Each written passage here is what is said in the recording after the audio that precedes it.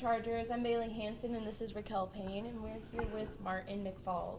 So, Martin, how was your drive here today? Easy. Easy? That's good. Right up Getchell. That's good. Sweet. So, can you explain what you do as a chief?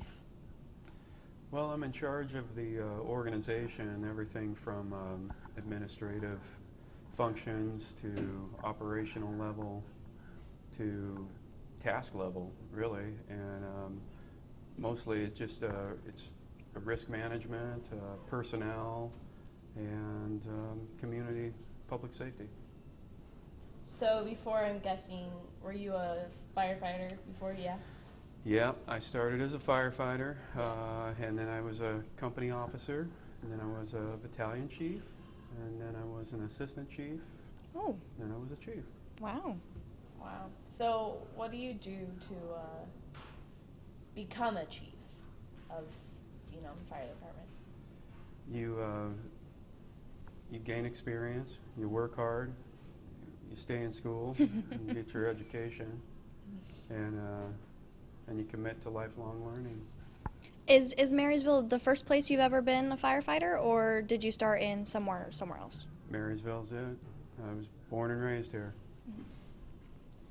So can you tell us a little bit more about the Marysville Fire Department? Sure. We cover 65 square miles between Marysville, Lake Goodwin, Tulalip area, and we run mutual aid to Getchell Fire, Lake Stevens, Granite Falls, Arlington, Everett, and we have about 96 full-time firefighters and about 20 part-time firefighters. And we have, over the 65 square miles, we have 5 stations with 2 dedicated engine companies, 2 dedicated medic units, and by dedicated I mean that's all they do, fire suppression engine companies, ALS medic units, which is advanced life support. We have 2 dedicated BLS units, which is basic life support, and then we have 2 stations, one in the outlining area of Lake Goodwin, one in Sunnyside that have a cross-staffed units, which we have a fire engine there and an aid car with 3 personnel. We have 24 people on duty every day, and we run approximately 40 to 60 calls throughout the district every day. We're on pace for about 15,000 calls this year. Wow. And we've gone up 7 to 10% every year. Our population now is approaching 80,000 district-wide. Wow. And we anticipate it to be somewhere in the 100,000 by 2025. So we're growing rapidly, and we're continuing to serve in all aspects of every risk, every facet of emergency management, emergency services. We cover it. Wow, that's a lot bigger than I Yeah. thought it was going to Yes. be. Mm-hmm. Yeah, I thought it was just, here in this area, but it's like spread. Yeah. Yeah. That's really cool. What is your favorite thing about being the chief? Just the opportunity to work with people and to help people at all levels. That's what I've always loved about the job. I came into it wanting to be challenged, wanting to solve problems, and mostly wanting to help others. And as I've moved through the department, as I've gone up through the ranks, I've had more and more opportunity at every level to help more and more people. And now I get to help a lot more people, so that's what I love about it the most. Are there any disadvantages to being chief? Not that I've found. Well, that's good then. No? That's good. Yeah. So you're not doing the firefighter things anymore, are you still? Mm-mm. No. I do command and control on the big incidents, but mostly that's just support roles. We have duty chiefs that respond with our companies. We have other deputy chiefs that do it much more than I do. Yeah. Do you miss being a firefighter? What I miss about it is just the small teamwork that was a lot of very rewarding because you get to work with a small group of people that are highly dedicated, highly trained, and they know their job, they know their business, and they're able to do a lot of things in a short amount of time as a well-oiled machine in a small working group. So I have a question. If you had to pick one, what would be the best piece of advice for fire prevention? For fire prevention, I would say check your smoke detectors. Mm-hmm. Yes. Yeah, That's good. I've Keep them working. yeah. They get annoying when they go off. Yeah. Yes. Yes. And I think that's why we find so many house fires with the Oh, batteries of the smoke Oh. detectors removed Yeah. and never put back. Yeah, that makes sense. Yeah. What process do you have to go through to become the chief? What did you have to do? It's mostly you got to start from day one and preparing yourself. And Is there like college? there Specifically? is college. There's fire science degrees at the 2-year level. There's fire command degrees at the 4-year level. There's public administration degrees at the master's level. And I came through with going through a 2-year program at Edmonds Community College that was Associate of Technical Arts in Fire Command, and then I transferred to Western Oregon and finished my Bachelor of Science there in Fire Administration.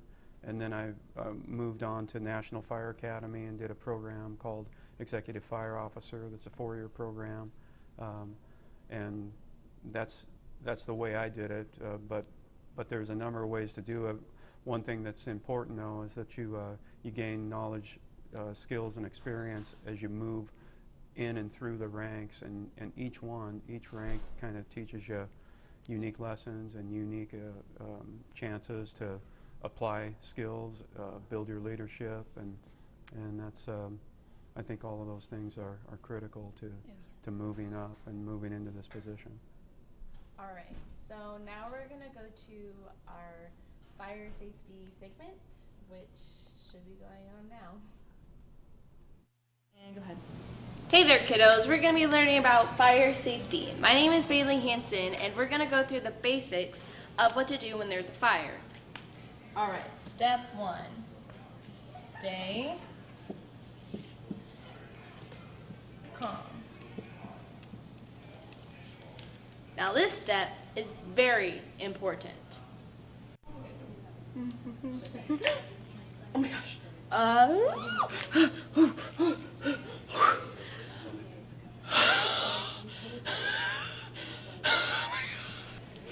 Step 2.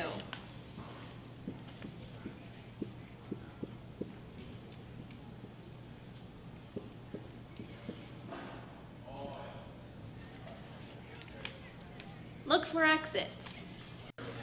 Oh my gosh. I don't know what to do. I'm supposed to look for something, but I'm not sure what I'm supposed to look for. Oh my gosh. What do you do when there's fire on your leg? First, stop.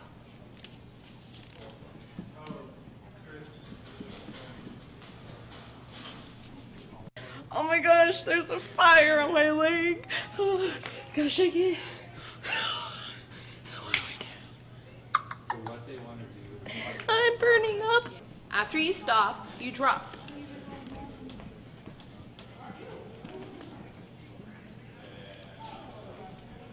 Oh, there's still fire on my leg. I think I'm supposed to hop.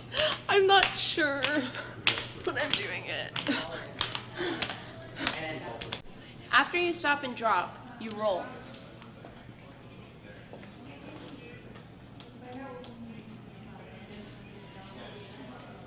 Okay, what am I supposed to do? Stroll. I'm supposed to stroll.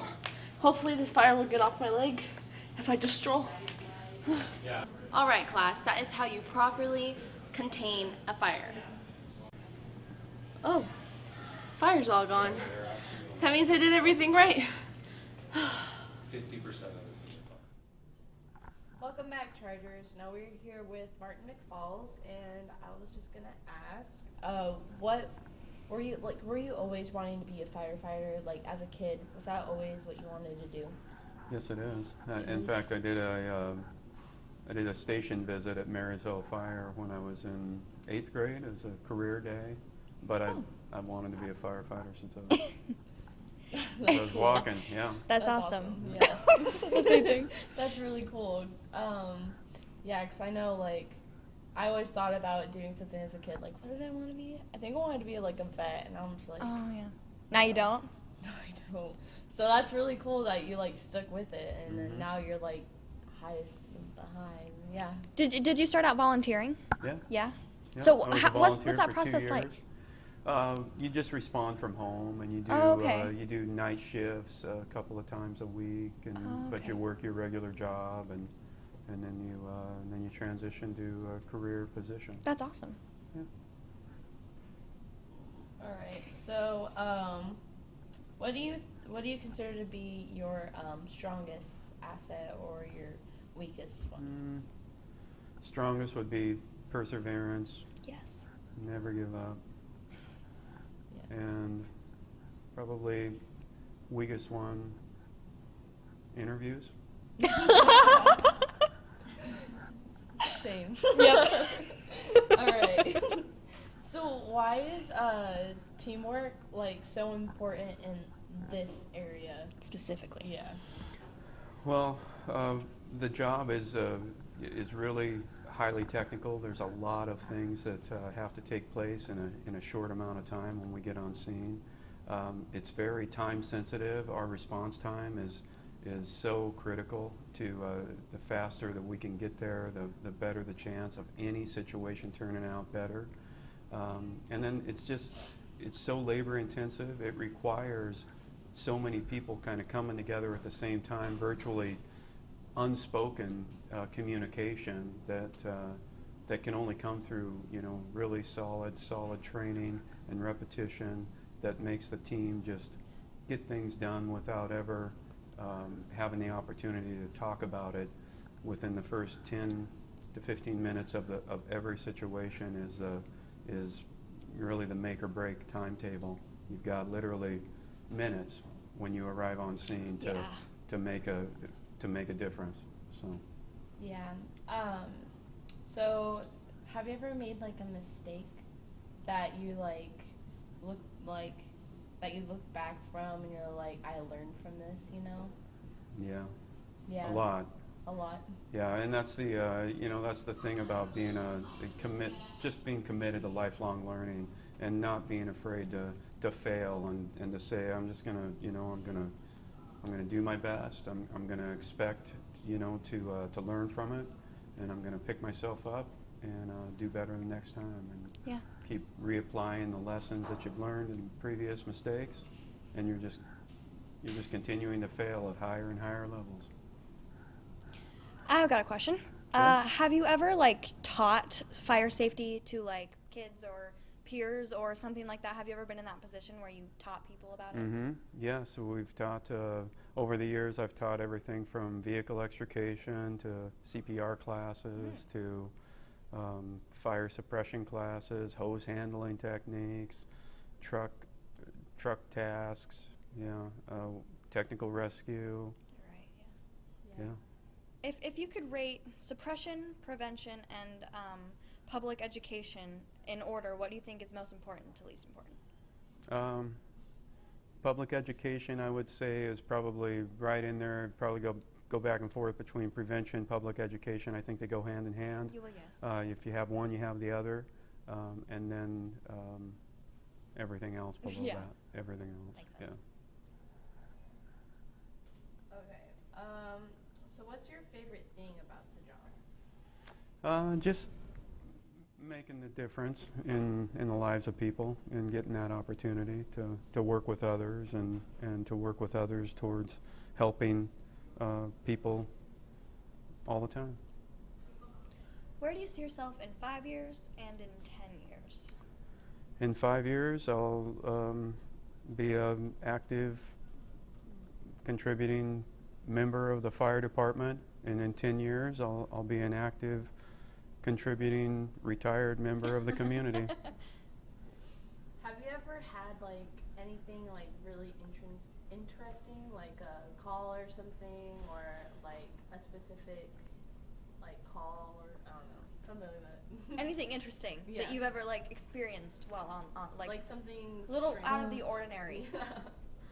Oh, I think that's what makes this job, so much fun, so rewarding. Is that it seems like each and every thing you do is a little different and a little unique. So everything about that is continually, kind of challenging your ability to solve it and work through it. Alright. So we're gonna go to our second segment, which is best friend versus girlfriend. I don't know what to do about Julie, man.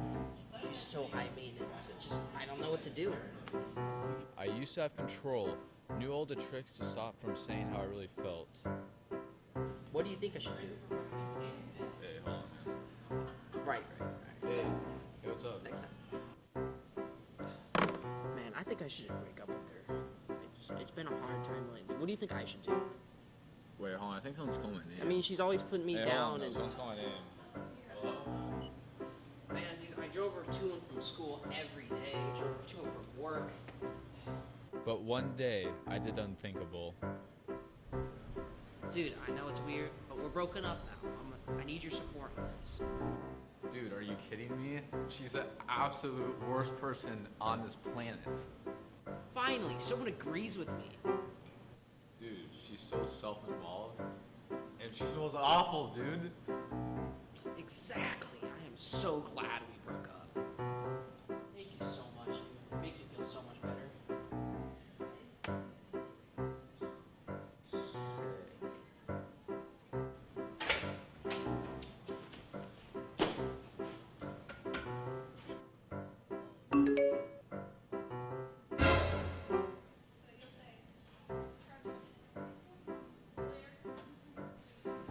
Wow, this is fun. So, you gonna come to Julie's birthday party next week? Okay, sure.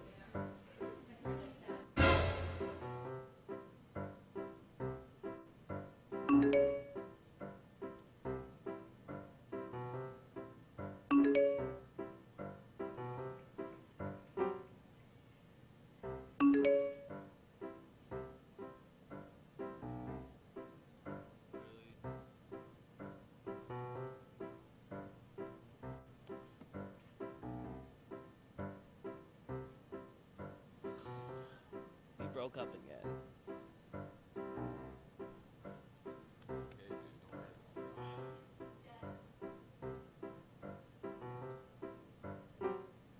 Never mind. We're back together.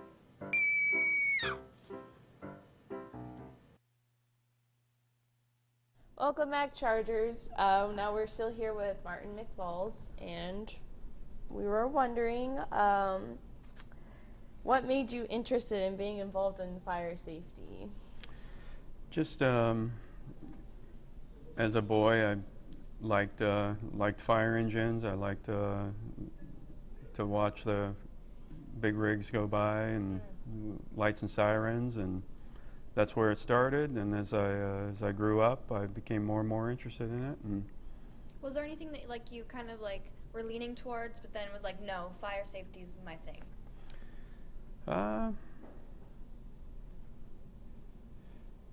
No, I No? think it was Fire the whole time. fire the whole time. Nice. Yeah, So, how long have you been chief in Marysville? since 2015. Oh, okay. And what part of the job do you think is most satisfying?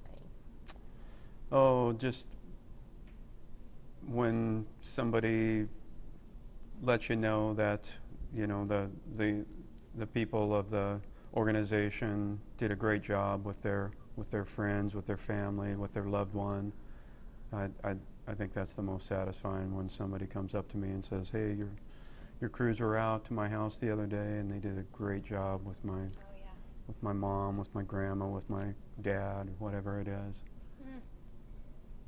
It means a lot. Does the job like take up a lot of your personal time, or like you just always like you have like a set amount of hours at the office and like that's when you're there, and then like you have your like is there anything like out of work that like you go to or anything like that? Yeah, I think firefighters really are never technically off duty, because I think everybody, even in your own neighborhood, knows that you're associated with the fire department, and you're always kind of monitoring what's going on. And especially, I live in the town that I serve in, so I'm always keeping up with what's happening. So, but I don't look at it as, work.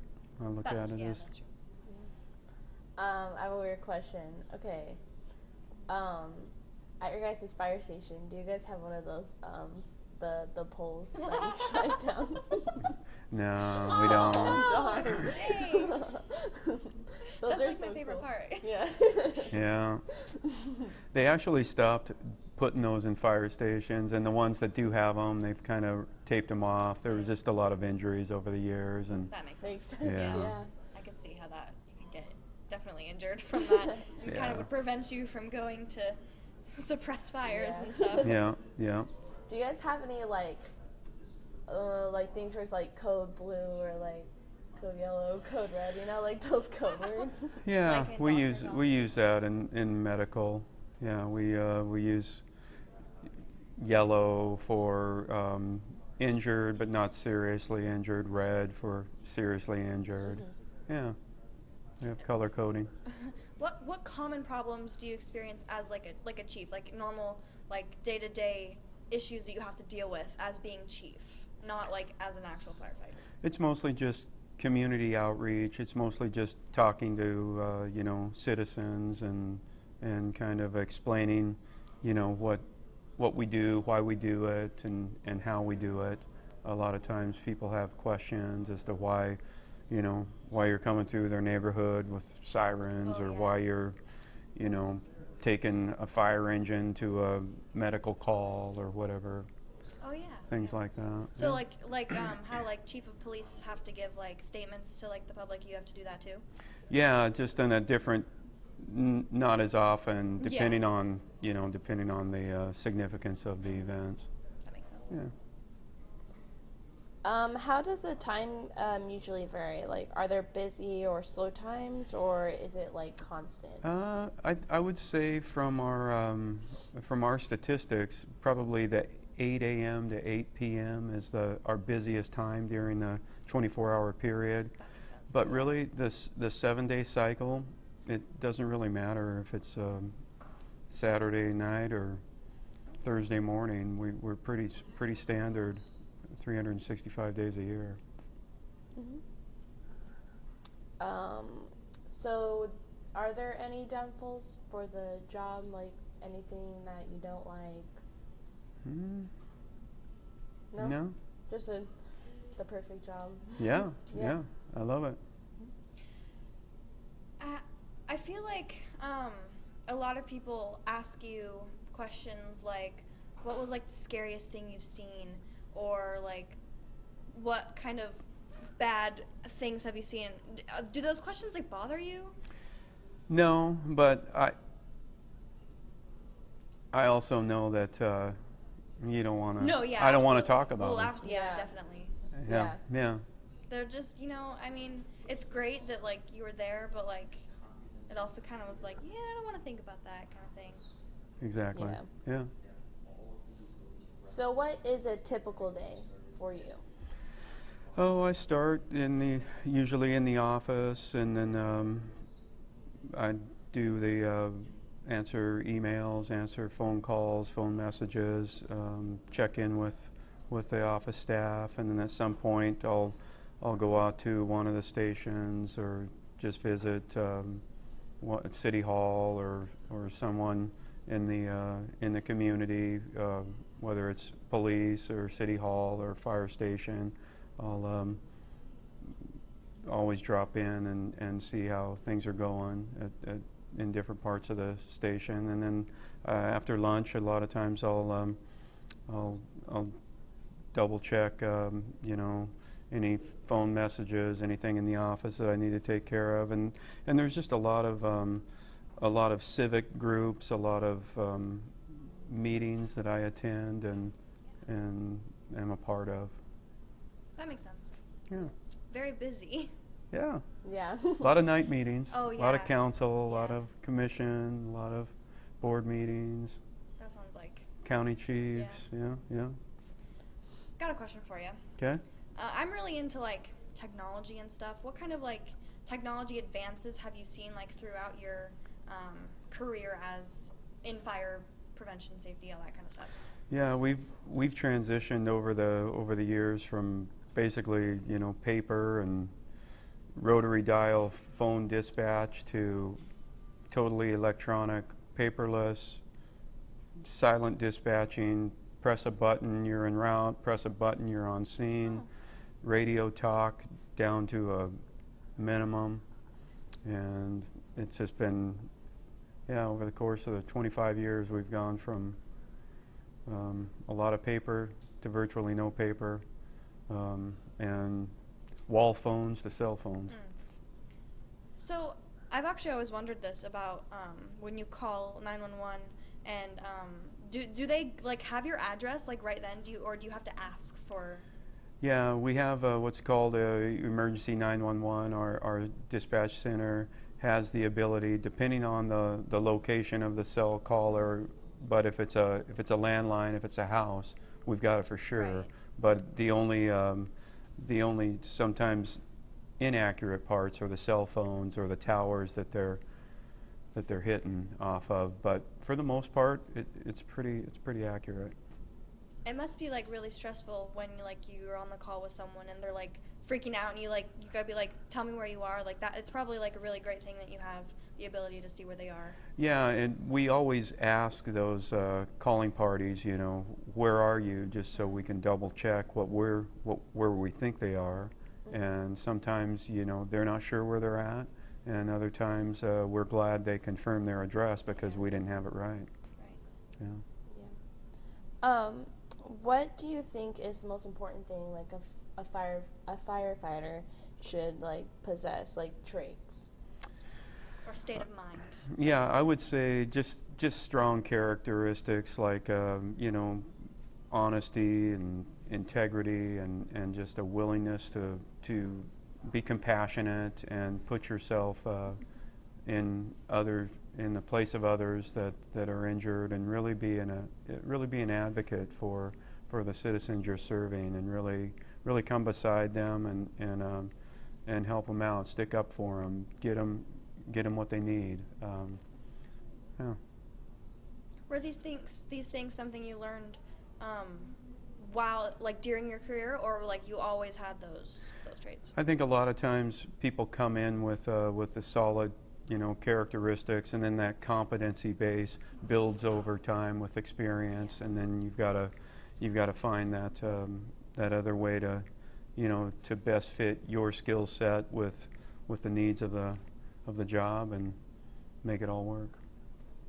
All right. So we're going to go to our last segment, which is Dr. Mobile. Dr. Mobile, code blue, your patient T is crashing. Okay, let's go.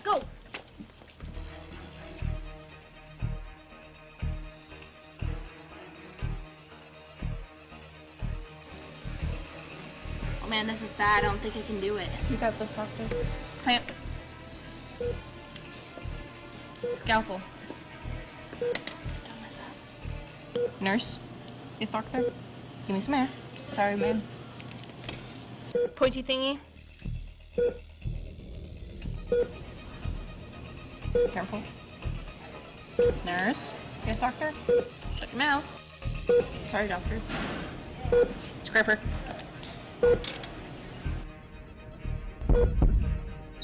He's losing pressure. I think I need to shock him. Paddles. Charge 360, nurse. Ready? Clear. It's not working. We're gonna have to go to 400, nurse. Paddles. Doctor, isn't that a little much? Listen, nurse. 400? Clear. Okay, nobody move. Wait. Wait. We did it! Welcome back, Chargers. We're with Martin McFalls. Okay, so are there any events that are happening in Marysville or in the community that you would like to talk about? Strawberry Festival starts this week. On the 17th is the parade, and I'd like to remind everybody to be safe this summer, and especially remember that this year fireworks are banned in the city of Marysville, so there are no legal fireworks anywhere within city limits. Gotcha. Okay. All right. Yeah. All right. Well, thank you. Yeah. Thank Thank you you. very much for coming. Thank It you. was great to have you. And thank you, Chargers, for watching. Yes.